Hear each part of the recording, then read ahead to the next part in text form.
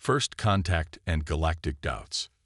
When the species known as humanity first stepped into the halls of the Galactic Concord, they were greeted not with awe, but with indifference. The Concord, an ancient assembly of interstellar civilizations, was used to encountering new species. For the council members, humanity was yet another race reaching for the stars, nothing more. To the alien minds gathered there, humanity seemed unimpressive. Physically, they lacked the size and strength of species like the towering Gavacarns. Their sensory abilities were mediocre compared to the sonar-eared Iltren or the multispectral sight of the Queller. Even their biology seemed unremarkable, a balance of tolerances to heat, cold, and gravity that fell squarely within the galactic median. The only thing of mild interest was that humanity had managed to ascend to sentience without being an apex predator. Unlike the vicious Arvin or the cunning Orophil, humanity's evolutionary path was peculiar. Herbivores and omnivores rarely made it to space, and those that did were seen as passive and predictable. Yet humanity carried none of the gentleness expected of such species. They were loud, chaotic, and prone to conflict. Leading humanity's delegation was Commander Elias Hart, a wiry man with a determined face and sharp, intelligent eyes. By his side was Dr. Marin Alani, a brilliant xenobiologist who had dedicated her life to proving that humans deserved a seat at the galactic table. The council, however, was not easily convinced. To them, Hart and Alani were curiosities, representatives of a species that seemed at once mundane and volatile. The Traxal Dominion, led by the cunning Lord Kralik, was among those most interested in humanity. The Traxal were an insectoid race known for their strategic minds and opportunistic tendencies. For Kralik, humans represented not equals but a potential resource to exploit. Watching from the shadows, he noted their fractious politics, their internal wars, and their tendency to turn on one another over the slightest provocation. To him, humanity was weak, a fractured glass waiting to shatter under the right pressure. For decades, Kralik and his advisors watched and waited, collecting data. They infiltrated human colonies, observed their cultural tendencies, and documented their every misstep. What they saw confirmed their suspicions. Humanity was incapable of unity. Their short lives drove them to desperation and recklessness. A single assassination could spark wars that lasted for decades. To the Traxal, this chaos was an opportunity. The Council's decision to recognize humanity as a member race after 20 years of observation was met with skepticism. Many Concord species considered humans unpredictable at best and dangerous at worst. Some, like the Arvin Coalition, argued for rejection, citing humanity's history of violence. Others, including the Iltren, suggested limited inclusion, allowing humanity to prove itself under strict oversight. Ultimately, humanity was granted provisional status, a compromise that left few satisfied. They were given access to galactic markets and trade routes, but were barred from any military alliances or advanced technology exchanges. It was a gesture that felt more like containment than welcome, but for humanity, it was enough. For the Traxal, it was perfect. They would bide their time, waiting for humanity to implode as it always seemed to do. And when the inevitable civil war broke out, the Traxal would swoop in, offering assistance in exchange for territory and resources. But humanity surprised them. 27 years after their induction into the Concord, humanity's worst fears came true. A massive civil war erupted across Earth and its colonies. Splinter factions clashed over resources, ideology, and power. The conflict was brutal, with entire cities reduced to rubble and millions dead in the first weeks alone. Kralik watched with glee as humanity descended into chaos. This was the moment he had been waiting for. The Traxal fleet, millions strong, moved into human-controlled space under the guise of offering aid. In reality, they came as invaders, their sights set on conquering a fractured species. The galaxy looked on with a mix of horror and indifference. Humanity, they believed, had brought this upon itself. Few saw the Traxal invasion for what it was, and fewer still cared. The humans were weak, after all, and weakness had no place in the unforgiving void of space. The Traxal swept through human territories with alarming speed. Planets fell in days, their populations scattered or enslaved.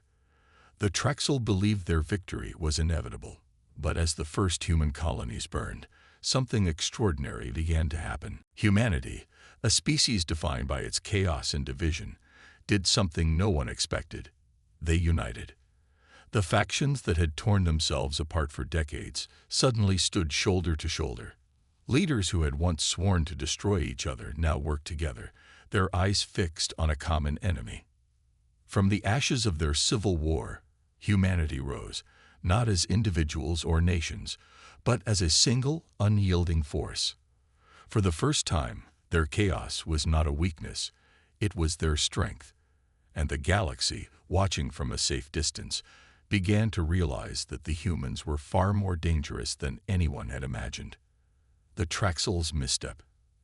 As the Traxal fleet carved through human space, they underestimated the fire they had ignited.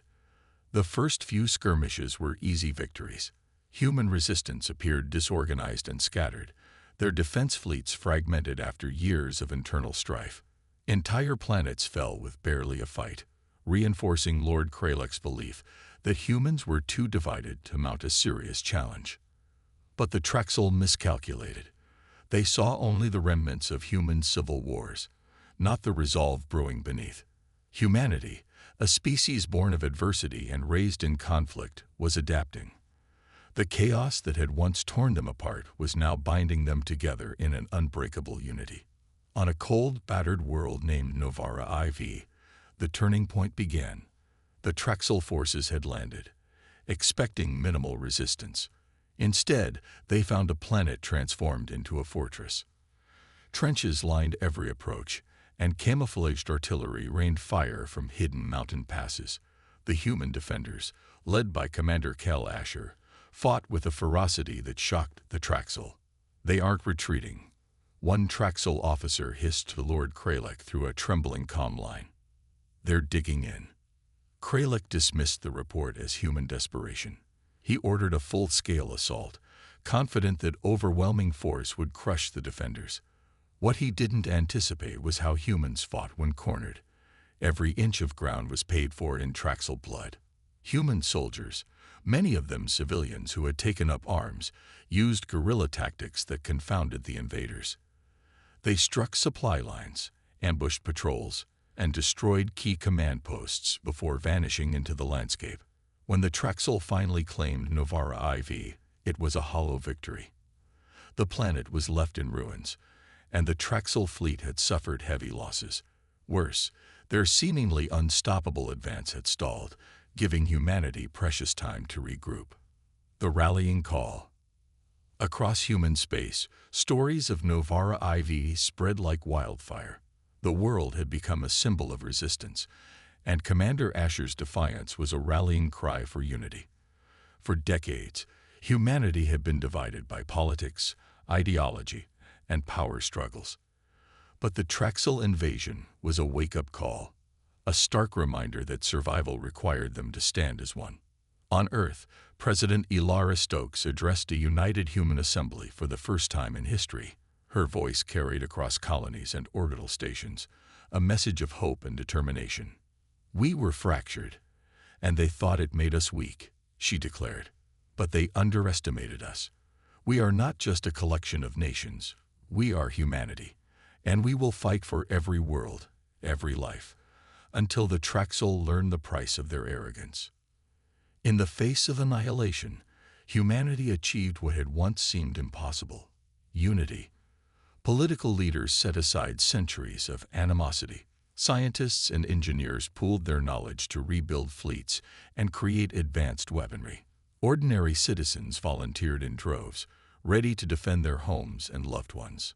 The Traxal's growing fear.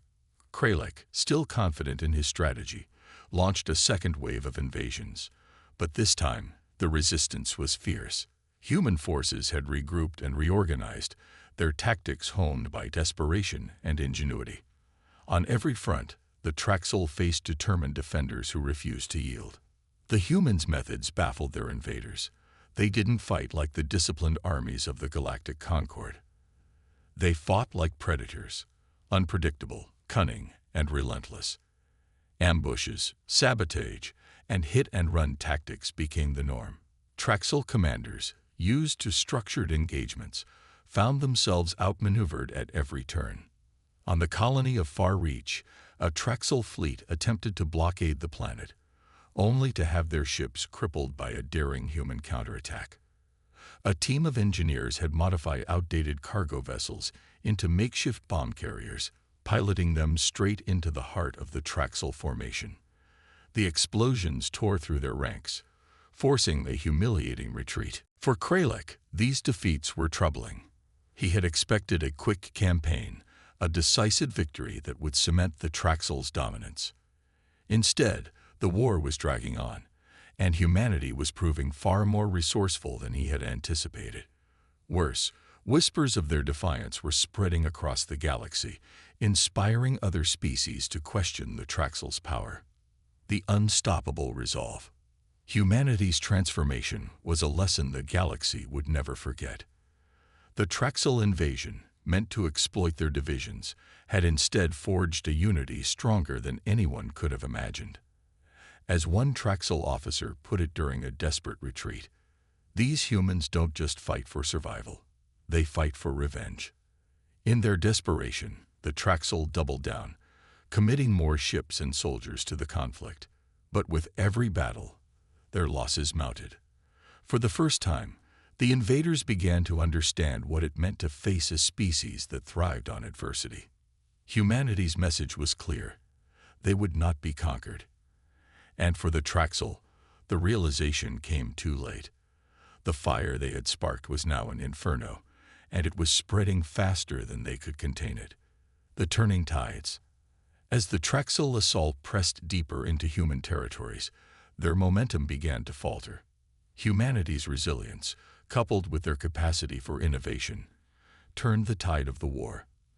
The once overconfident Traxal now faced a foe they couldn't outmaneuver, a united, adaptive species driven by sheer willpower. One of the most pivotal battles occurred over the orbital shipyard at Vargan's Belt. The Traxal, seeing the shipyard as a critical supply hub for human fleets, launched an overwhelming assault. The battle was expected to last hours, but it stretched into days. Under Admiral Callan Ward's command, the human fleet employed unorthodox strategies, using decoy ships to draw Traxal fire, while heavily armed frigates moved into position. Ward's fleet, though smaller and outgunned, inflicted catastrophic damage on the Traxal. In a final act of defiance, human engineers remotely detonated the shipyard's reactors, obliterating both the facility and a significant portion of the Traxal armada. The loss of Vargan's Belt was a bitter blow to humanity, but it came at a cost the Traxal hadn't anticipated. For every human setback, the invaders paid in blood and resources. Their once unrelenting advance now slowed to a crawl, and for the first time, the Traxal leadership began to question their strategy. Humanity's ingenious defense. As the Traxal pressed on, humanity unleashed its most creative weapons. On the frontier world of Helios Prime, the Traxal found themselves facing an unexpected defense. The planet's atmosphere had been seeded with nanite clouds. The microscopic machines, developed in secret by human scientists, disrupted Traxal communications and corroded their machinery. Entire battalions were rendered useless as their equipment failed, leaving them vulnerable to human counterattacks. The Helios Prime victory became a rallying cry for humanity's ingenuity. Across their territories, humans employed similar unconventional tactics. On Triton Station, civilian miners repurposed their plasma drills to cripple Traxal landing craft. On Gliese Colony, farmers turned agricultural drones into makeshift bombers, raining destruction on enemy outposts. The Traxal, accustomed to fighting predictable enemies, found themselves overwhelmed by the sheer creativity of their opponents. Human adaptability, once dismissed as erratic and chaotic, had become their greatest strength. The Traxal's desperation. As months turned into years, the Traxal's confidence eroded. Their once mighty fleets were now stretched thin, their soldiers demoralized. Reports of human victories spread through the galaxy, and other species began to take notice. For the first time, the Traxal faced not only military losses, but a crumbling reputation. Lord Kralik, once so certain of humanity's weakness, now struggled to maintain control. His advisors suggested retreating, consolidating their forces to preserve what remained of their empire. But Kralik refused. To retreat was to admit failure, and failure was a stain the Traxal Dominion could not afford. In desperation, the Traxal launched a massive offensive, aiming to crush humanity in one decisive blow. They targeted Earth itself, believing that the destruction of humanity's homeworld would break their spirit. The invasion fleet, a behemoth armada of thousands of ships, descended upon the Sol system with the full force of the Traxal war machine. The battle for Earth. The assault on Earth was unlike anything the galaxy had ever witnessed. The Traxal fleet, darkening the skies over the planet, unleashed waves of orbital bombardments. Cities were reduced to rubble, and millions of lives were lost in the initial hours of the attack. But humanity was prepared. Earth's defenses, reinforced by months of frantic preparation, held firm. Massive rail guns fired from orbital platforms, ripping through Traxal ships with devastating accuracy. Swarms of human fighter craft darted between the enemy's formations, exploiting weaknesses with surgical precision. Leading the defense was Commander Kel Asher, the hero of Novara IV.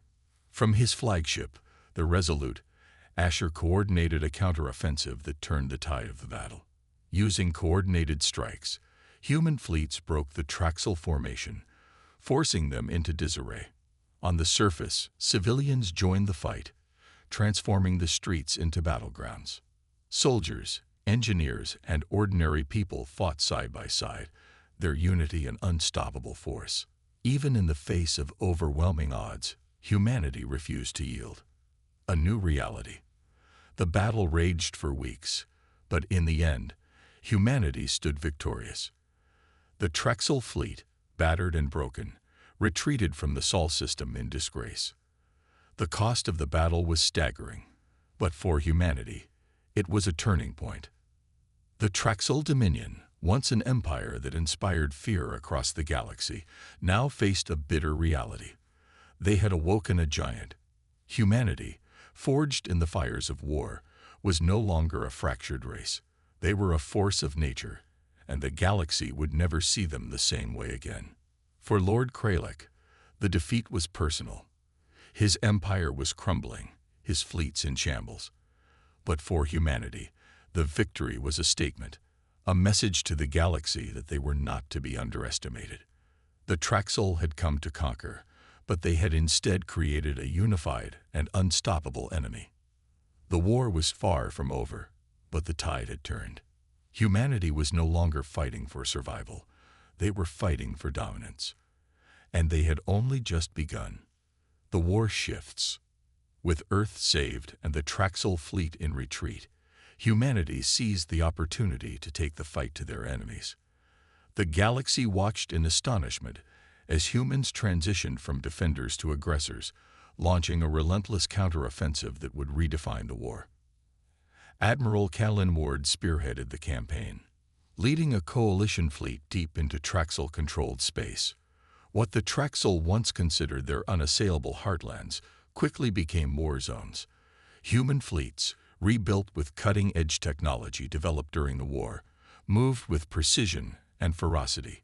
Where the Traxal expected hesitation, they found overwhelming determination. One of the first targets was the mining world of Zernath V, a critical supplier of the Traxal's war resources. The battle was swift and decisive. Human engineers, using data stolen from Traxal databases, disabled the planet's defense grid within hours. Ground forces landed shortly after, led by Colonel Andrei Vasquez. Instead of destroying the facilities, Vasquez ordered them repurposed to fuel humanity's war machine. Zernath V became a symbol of humanity's ability not just to fight, but to thrive in the harshest conditions. The Galactic Council's alarm. As humanity's campaign gained momentum, the Galactic Concord grew increasingly concerned. The war between the Traxal and humans, once dismissed as a minor conflict, now threatened to destabilize the entire galactic order. Member species called for emergency meetings to address the situation, debating whether intervention was necessary. Ambassador Lurvin of the Iltran, a longtime advocate for non-intervention, was among the first to acknowledge the shifting balance of power. The Traxal sought to exploit them, Lurvin said during a council session. And now we are witnessing the cost of that arrogance. Humanity is not the victim here. They are becoming the predator. Despite growing unease, the council remained divided. Some argued that humanity's rise could serve as a deterrent against future aggression, while others feared it would lead to an even more dangerous conflict. For now, the Concord chose to watch, unwilling to risk its own forces in a war that had spiraled beyond its control. Humanity's unconventional warfare. As humanity pushed deeper into Traxal space, their methods continued to evolve. Human scientists, engineers, and strategists worked tirelessly to outthink their enemy. They embraced asymmetrical warfare, using guerrilla tactics on a galactic scale. Entire fleets disappeared into hyperspace, only to reappear behind enemy lines, striking critical infrastructure and retreating before the Traxal could respond. On the industrial planet of Carson Prime, human forces launched a daring raid to disable the Traxal's largest shipyard. The mission, codenamed Iron Dagger, was a masterpiece of strategy. A team of elite human operatives infiltrated the facility, planting charges on key power conduits. When the charges detonated, the resulting explosions crippled the shipyard, setting back Traxal ship production by years. The success of Iron Dagger sent shockwaves through the galaxy. For the first time, the Traxal leadership began to grasp the full scope of humanity's capabilities. This was no longer a war of attrition. It was a calculated campaign of annihilation. The Traxal's last stand. Desperation drove the Traxal to rally their remaining forces for a final stand. Lord Kralik, his empire teetering on the brink of collapse, summoned every ship, soldier, and resource he could muster. The Traxal fortified their core worlds, erecting massive defensive stations and deploying experimental weapons. The climax of the war came at Caldris EX, the capital world of the Traxal Dominion. For Kralik, this was more than a battle. It was a fight for survival. The entire Traxal fleet assembled in orbit, creating a nearly impenetrable wall of firepower. Kralik believed that if he could hold Caldris EX, he could buy time to rebuild his forces and negotiate a truce. Humanity, however, had no intention of negotiating. The battle for Caldris EX was the largest engagement in galactic history. Human fleets, bolstered by alliances with other disillusioned Concord species, launched a multi-pronged assault. Admiral Ward's flagship, the Eclipse, led the charge, coordinating attacks with precision that left the Traxal defenses in chaos. Victory at a cost. After days of relentless combat, the Traxal fleet crumbled. Human forces breached Caldris EX's defenses, and ground troops stormed the capital. Lord Kralik, defiant to the end, refused to surrender. He was captured in his war chamber, vowing vengeance even as he was taken into custody. The fall of Caldris EX marked the end of the Traxal Dominion. For humanity, it was a moment of triumph, but the victory came at a staggering cost. Millions of lives were lost, and entire planets bore the scars of the conflict. Yet through their sacrifices, humanity had achieved the impossible. They had turned the galaxy's perception of them from a fractured, chaotic species into one of unity and strength. As the last Traxal strongholds fell, humanity faced a new reality. They were no longer the underdogs. They were a rising power in the galaxy, one that could no longer be ignored. But with great power came new challenges, and humanity's place in the galactic order was far from secure. The galaxy had learned to fear humanity's resilience, but what came next would test whether they could wield their newfound power responsibly, or if their rise would ignite even greater conflicts to come. A galaxy in shock. The Traxal's defeat sent ripples of shock and awe throughout the galaxy. The fall of Caldrus EX marked not just the end of the Dominion, but a dramatic shift in the balance of power. Species across the galactic concord, once dismissive of humanity, now watched with trepidation. They had underestimated a species that thrived in chaos and adversity, and the consequences of their oversight were staggering. The Galactic Council convened in an emergency session to discuss the aftermath of the war. Ambassador Lurvan of the Iltran had addressed the assembly, her voice tinged with both admiration and fear. "Humanity has proven to be unlike any species we have encountered," she said. "Their ingenuity, their resilience, their capacity for unity in the face of annihilation. It is both inspiring and terrifying. The question we must now answer is this: can we coexist with a power that defies every expectation?" The debates raged for days, with some members advocating for immediate sanctions against humanity to curb their rise, while others argued for integration and cooperation. Humanity, meanwhile, made it clear that they had no interest in galactic politics. Their focus was on rebuilding their worlds and ensuring they would never again face the threat of extinction. Rebuilding from the ashes. The war had left human territories in ruins. Entire cities were reduced to rubble, and countless lives had been lost. Yet, true to their nature, humanity approached the task of rebuilding with the same determination they had shown in the war. On Earth, President Ilara Stokes announced a sweeping reconstruction initiative, prioritizing infrastructure, education, and technological advancement. Human scientists, many of whom had developed groundbreaking technologies during the war, now turned their efforts toward peaceful applications. The same ingenuity that had created weapons to defeat the Traxal was now being used to rebuild societies and heal the wounds of conflict. Colonies that had once been isolated by distance and political divisions were now deeply interconnected. The war had forged bonds between humans across the stars, and these connections became the foundation for a new era of unity. Humanity's growing influence. Even as they focused on reconstruction, humanity's influence on the galactic stage continued to grow. The Traxal's fall had created a power vacuum, and many Concord species turned to humanity for guidance and support. What had begun as fear of a rising power slowly shifted to respect for a species that had fought not just for survival, but for the principles of freedom and unity. In an unexpected move, several smaller species that had suffered under Traxal domination approached humanity with offers of alliance. These species, inspired by humanity's victory, saw them as a potential protector against future threats. While some within the Galactic Council viewed these alliances with suspicion, others saw them as an opportunity to integrate humanity into the wider galactic community. Admiral Callan Ward, now a celebrated figure across human space, took on the role of ambassador to these new allies. Her efforts to build trust and cooperation marked the beginning of humanity's emergence as a diplomatic force, not just a military one. The shadows of war. Despite these successes, the scars of the war lingered. Humanity's rise had not gone unnoticed by other powers, some of whom viewed them as a threat to the established order. Whispers of plots and conspiracies began to circulate, with certain factions within the Galactic Concord seeking ways to undermine humanity's growing influence. Within human leadership, debates emerged about the future direction of their species.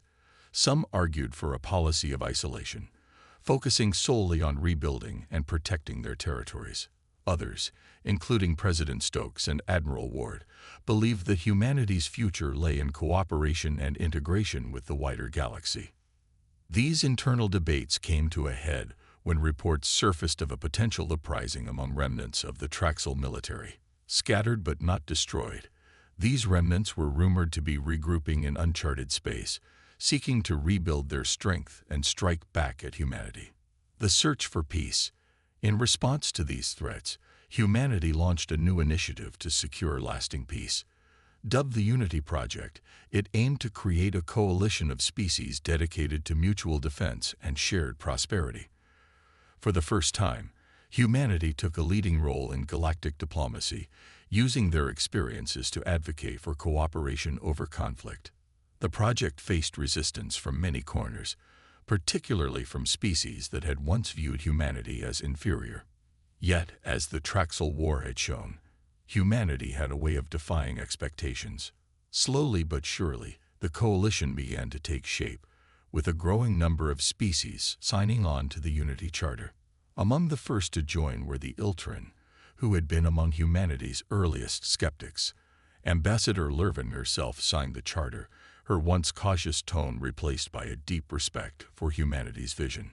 "You have proven," she said during the signing ceremony, "that even in the darkest of times, unity can triumph. Perhaps it is time we all learn from your example." A new chapter. As the galaxy adjusted to humanity's new role, the lessons of the Traxal War remained clear. Humanity had shown that strength came not just from technology or numbers, but from the ability to adapt, to innovate, and to unite in the face of adversity. The war had changed humanity forever, forging them into a species that no longer fought just for survival but for a place in the galaxy. And as they stepped into this new chapter, one thing was certain. The galaxy would never again underestimate the resilience of humanity. Yet even as peace settled over the stars, questions remained. Could humanity maintain its unity in the absence of war? And would the galaxy embrace them as allies, or would fear of their potential drive future conflicts? For now, humanity stood as a beacon of hope and determination, a species that had risen from the ashes of war to claim their destiny among the stars. The remnants of war. The galaxy's newfound peace was uneasy. While humanity focused on reconstruction and diplomacy, whispers of unrest grew louder in the dark corners of the cosmos. The remnants of the Traxal military, scattered but not destroyed, had not forgotten their defeat. Survivors of the war, embittered and desperate, gathered in secret, determined to rebuild their strength and exact revenge. Among the remnants was a charismatic former Traxal commander, General Vrykor, who had once served as one of Lord Kralek's top strategists. Vrykor believed the Traxal Dominion had fallen not because of humanity's strength, but because of their leadership's arrogance and overconfidence. From his hidden base, deep in uncharted space, he began rallying survivors, promising a return to glory and vengeance against humanity. Vrykor's forces, dubbed the Sons of the Dominion, operated in the shadows, launching attacks on isolated human colonies and supply lines. Their raids were swift and brutal, designed to destabilize the fragile peace humanity was working so hard to establish. The hunt for the Sons of the Dominion. Humanity was not blind to the threat. Reports of attacks on outer colonies reached Earth, prompting swift action. Admiral Callan Ward, now head of the United Human Fleet, ordered an investigation into the source of the raids. The fleet deployed reconnaissance teams to track down the attackers, but the Sons of the Dominion were elusive, using advanced cloaking technology and knowledge of human tactics to evade detection. On the colony of Epsilon Dawn, a Traxal raid left the settlement in ruins. Survivors described the attackers as relentless and vengeful, their hatred for humanity palpable. Admiral Ward, deeply troubled by the resurgence of Traxal aggression, addressed the United Human Assembly. "We cannot allow the shadows of the past to dictate our future," she declared. "These remnants seek to tear down everything we have built. We must root them out, not just for our safety, but for the stability of the galaxy." The Alliance strikes back. Determined to eliminate the threat, humanity turned to its new allies for support. The Unity Project, still in its infancy, became a rallying point for cooperative action. Species that had once hesitated to trust humanity now stepped forward, offering ships, soldiers, and resources to confront the Traxal remnants. Among the allies was the Iltran ambassador, Lurven, who worked tirelessly to unite the coalition against the Sons of the Dominion. "This is not just humanity's fight," she reminded the Council. "It is a test of what we can achieve together." A joint task force, led by Admiral Ward, set out to find Vrykor's hidden base. Combining human ingenuity with alien technology, they developed new scanning systems capable of piercing Traxal cloaking fields. After months of searching, they discovered a massive hidden installation in a dense asteroid field near the galactic rim. The Battle of the Rim. The assault on Vrikor's base, known as the Battle of the Rim, was one of the most challenging operations humanity had undertaken. The asteroid field provided natural cover for the Traxal forces, and the Sons of the Dominion had fortified their position with stolen human and Concord technologies. Admiral Ward, leading the fleet from the flagship Eclipse, devised a daring strategy. Using decoy ships to draw Traxal fire, the main fleet approached. A new chapter. As the galaxy adjusted to humanity's new role, the lessons of the Traxal War remained clear. Humanity had shown that strength came not just from technology or numbers, but from the ability to adapt, to innovate, and to unite in the face of adversity. The war had changed humanity forever, forging them into a species that no longer fought just for survival, but for a place in the galaxy. And as they stepped into this new chapter, one thing was certain. The galaxy would never again underestimate the resilience of humanity. Yet even as peace settled over the stars, questions remained. Could humanity maintain its unity in the absence of war? And would the galaxy embrace them as allies, or would fear of their potential drive future conflicts? For now, humanity stood as a beacon of hope and determination, a species that had risen from the ashes of war to claim their destiny among the stars. The remnants of war. The galaxy's newfound peace was uneasy. While humanity focused on reconstruction and diplomacy, whispers of unrest grew louder in the dark corners of the cosmos. The remnants of the Traxal military, scattered but not destroyed, had not forgotten their defeat. Survivors of the war, embittered and desperate, gathered in secret, determined to rebuild their strength and exact revenge.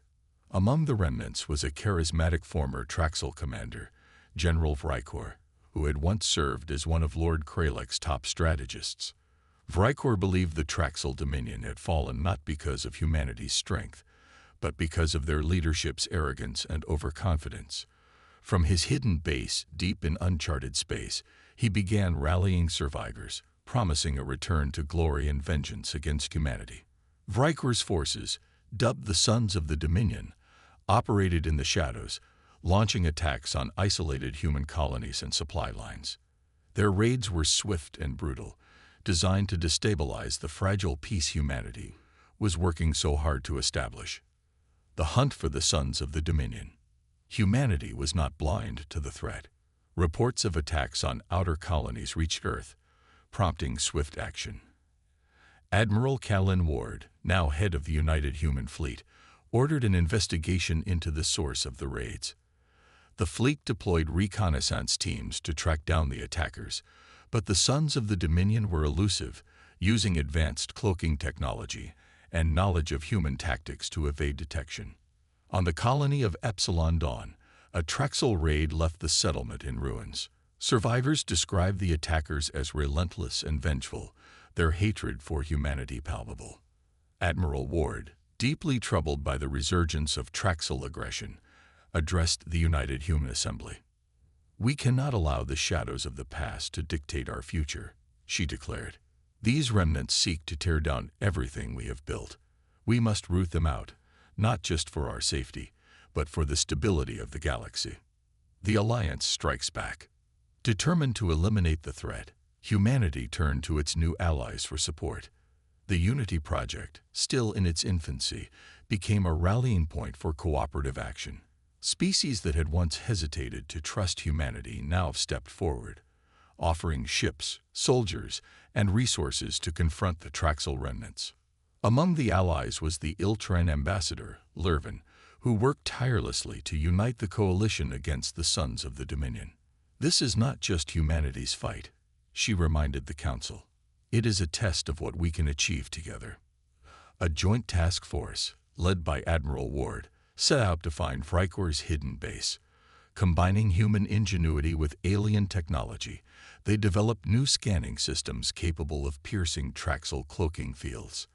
After months of searching, they discovered a massive hidden installation in a dense asteroid field near the galactic rim. For now, humanity stood as a beacon of hope and resilience, a species forged in the crucible of war, ready to shape a brighter future among the stars. But the shadows of the past lingered, and the journey ahead would demand the same courage and ingenuity that had brought them this far. A new dawn. The galaxy was entering a fragile but hopeful era. The defeat of the Sons of the Dominion and the growing influence of the Unity Project signaled a shift in interstellar relations. Humanity, once dismissed as chaotic and divided, now stood as a symbol of resilience and leadership. Admiral Callan Ward and her counterparts from allied species worked tirelessly to solidify the coalition's foundation. The Unity Project became more than a defense pact. It evolved into a platform for cooperation in trade, technology, and exploration. Humanity led initiatives to rebuild war-torn worlds, not only within their own territories, but also across the wider galaxy. Their willingness to extend aid to former adversaries earned them respect and tempered lingering distrust. The Galactic Concord's reckoning. Within the halls of the Galactic Concord, debates continued. Humanity's rapid rise had disrupted the established order, and not all member species welcomed the change. Some feared humanity's growing influence, while others saw them as the galaxy's best hope for lasting peace. Ambassador Lurvin of the Iltran became one of humanity's most vocal allies. Addressing the Council, she declared, "Humanity has shown us that strength is not measured by power alone, but by the ability to unite in the face of adversity. They have earned their place among us, not as conquerors, but as partners." The Concord ultimately chose to embrace the new reality. Humanity was granted full membership, with Admiral Ward and President Elara Stokes representing their species. For the first time in history, humanity had a voice in shaping galactic policy. Rebuilding and moving forward. On Earth, the scars of war began to heal. Cities were rebuilt, and displaced families returned to their homes. Monuments were erected to honor the lives lost and to remind future generations of the sacrifices that had been made. Humanity's culture flourished in the newfound peace, blending influences from across the galaxy as new alliances deepened. Colonies that had once been isolated by distance and conflict thrived under the banner of unity.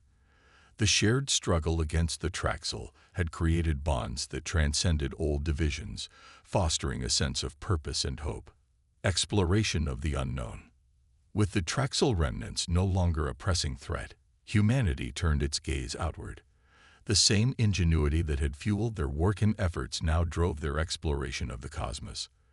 The Unity Fleet, a collaborative armada of allied species, embarked on missions to chart unclaimed territories and seek out new civilizations. Humanity's explorers became emissaries of peace and cooperation. They carried with them the hard-earned lessons of the Traxal War, that unity was humanity's greatest strength, and that even in the darkest moments, there was hope for a better future. A legacy forged in unity. As the years passed, humanity's legacy grew. They became known not just for their resilience, but for their ability to inspire change. Their journey from division to unity, from near extinction to leadership, was a story that resonated across the galaxy. Admiral Ward, reflecting on her role in humanity's rise, summed it up best in her memoirs. "We were underestimated, dismissed as chaotic and unworthy. But in the face of annihilation, we found our strength, not in our weapons, but in each other. That is what makes us human." The conclusion of a chapter and the beginning of another. The galaxy would never be the same after humanity's rise. Their journey had proven that even the most unlikely of species could shape the course of history. But as humanity embraced its role as a leader, it did so with humility and a determination to learn from the past. The Traxal War and its aftermath were not just a story of conflict, but of transformation.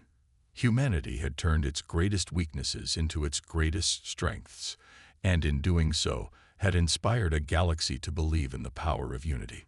And though the future would undoubtedly bring new challenges, humanity was ready. For they had learned that their true strength lay not in their technology or their armies, but in their capacity to adapt, to unite, and to hope. The stars awaited, and humanity, now a force of peace and progress, was ready to embrace whatever came next.